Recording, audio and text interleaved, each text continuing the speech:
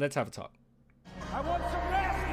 Are we having fun yet? Kai Soto. We're talking about him once again, and I have to say, I'm in a different place than I was initially when we went over him. So as you guys know, initially I was not too hype on the idea of bringing in Kai Soto. Okay, I just didn't see the hype. I didn't understand it, and I was like, I don't think it's worth it, guys. And then I looked at him again, and I was happy. I was optimistic. I was excited. But now I'll be honest, I'm right there in the middle. Okay, after thinking about it more and more and seeing the way that he's been moving, I'm right there in the middle. But I think I've come up with a few reasons why he would bring some type of utility to coming to the San Antonio Spurs. And I came up with a couple reasons why maybe you should pass on him. So first and foremost, let's go ahead and go into the first reason why bringing on Kai Soto makes sense. And I think this is the most obvious one. Now, first and foremost, here it is. He brings in a lot of revenue.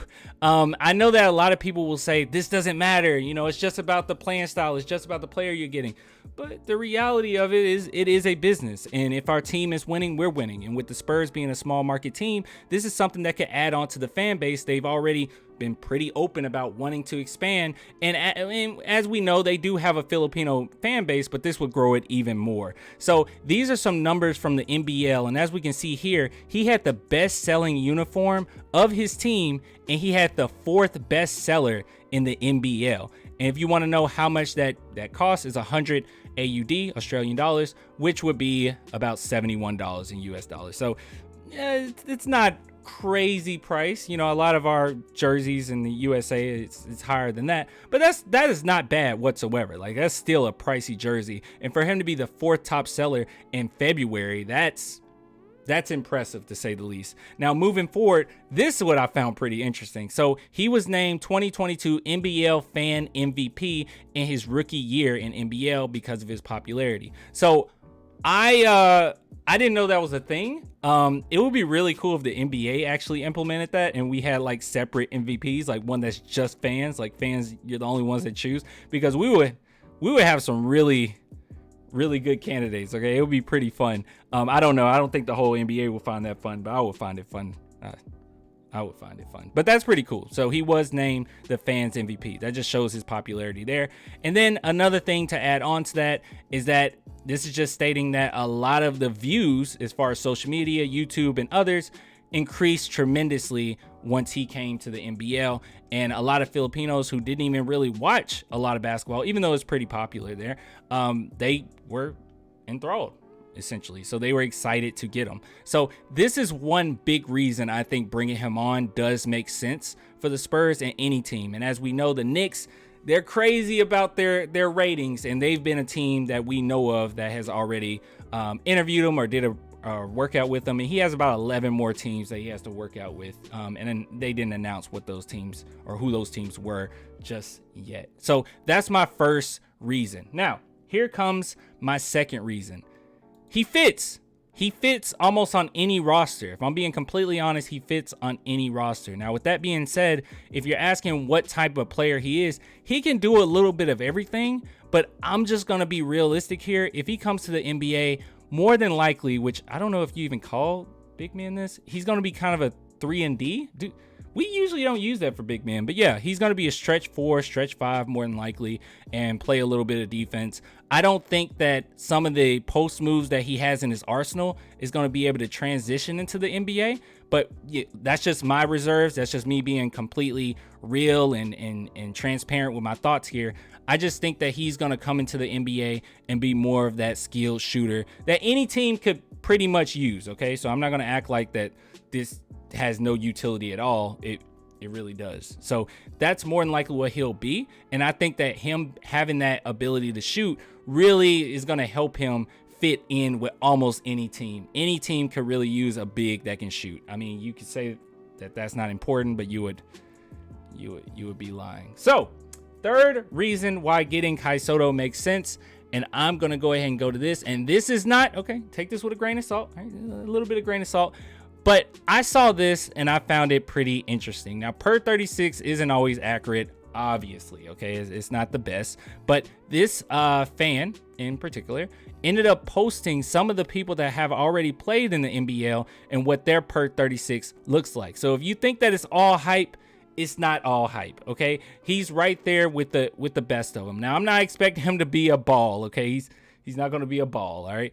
I don't even know if he'll be a Jang, but I will say this is impressive nonetheless, especially if you want to go ahead and try to compare it with other players like Besson, Jang, Travers, Ball, Giddey. He's right there with them. So take it with a little grain of salt, because per 36 isn't always super accurate, but it's something to at least think about. He's not just some slouch. He's not just a hype man. Okay, he is someone that is legitimate, and he could legit be pretty doggone good once he gets to the NBA. He's not going to be some slouch. I think he will make a really good backup center. Now, with that being said, those are 3 reasons why I would take him. Now let's talk about 2 reasons why it might not be the best idea. So let's go ahead and get into that. Pros and cons. As I already stated before, while I do believe that he fits with almost every team, I don't necessarily believe that the upside is exceptionally high. To me, the way that he plays and what he's really good at the end of the day, I think that that's what he's going to be. He's going to be a guy that's catch and shoot, play a little bit of defense, go to the bench, come off the bench, do the same thing. So that's not something where I'm just saying that's terrible and that's a bad thing and that's just awful. No, it's fine. But at the same time, he is going to be a little limited there. Now, they added in a few things here. Decent scorer off the dribble, which he is. Decent low post scorer. Excels at scoring on off-ball motion plays. Yeah, that's what I'm talking about. Solid rebounder, solid blocker, solid athlete. That's what he is. He is solid. He's decent and he's solid. And I think that he will fit with any team, but at the same time, I wouldn't expect him to go out there and be a superstar, okay? That's just not what I'm expecting. Now, with that being said, this actually transitions to my last and final point on why I don't know if it would be worth it. And that's this draft, okay? If this was any other draft, I think I would be a little bit more excited. But in this draft, I mean, we're just keying in on the Spurs in particular.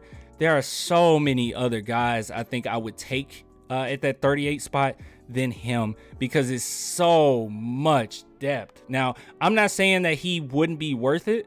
If they picked him at 38, I'm not going to sit here and be angry. I'll be cool with it. But at the same time, there's just so many different guys here. I mean, we have guys, if you scroll down, Procida shooting at 45 right now. Harrison Ingram is at 44 right now. I mean, we got Jalen Williams, which I really like him. He's at 51 right now. So Travion Williams, I mean, it is pretty tough competition if we're talking about taking him at 38. I do not know if that's worth it. He could very well, and here's kind of a backhanded compliment, but good but bad thing. He probably, we don't know this, but he has been seen on a few mock drafts being in the draft.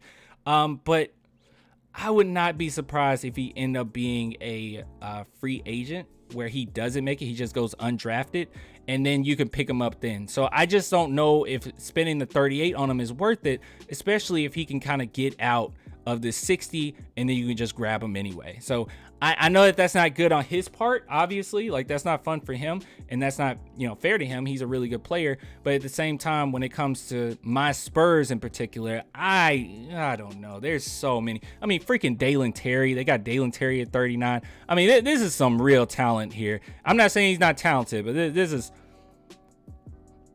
I can't pass up on some of these. I mean, we got freaking Besson at 47. Like, come on, man. But like I said, he's not a slouch. So people that's thinking that, oh, it's just the hype, it's just the pop. No. He is legit. He is a legit player, and he's pretty doggone good, pretty doggone skilled, and he deserves to be in the NBA. And I think he will be in the NBA. That dream will come true. But as far as this draft, it's just so much depth, to the point where if he just waited one more year, worked on his skills even a bit more, maybe he would go higher in the draft. I don't know, but this draft is just too much. This is just too much talent for me to go ahead and just 100% commit to that. I don't know, but I want to know what you guys think. Do you think that Kai Soto is a good player or good enough to take it 38? Would you take him? And if not, like, what team do you think should take them? But I'll get with you guys later, man. If you want to support the channel, only $2 per month. Patreon and YouTube members, link in the description for that. If you just want to support the channel, I really appreciate it, man. Thank you. Hey, somebody supported. Hey, that's perfect timing. Subscriber right there. I'll get with you guys later. Until next time, deuces.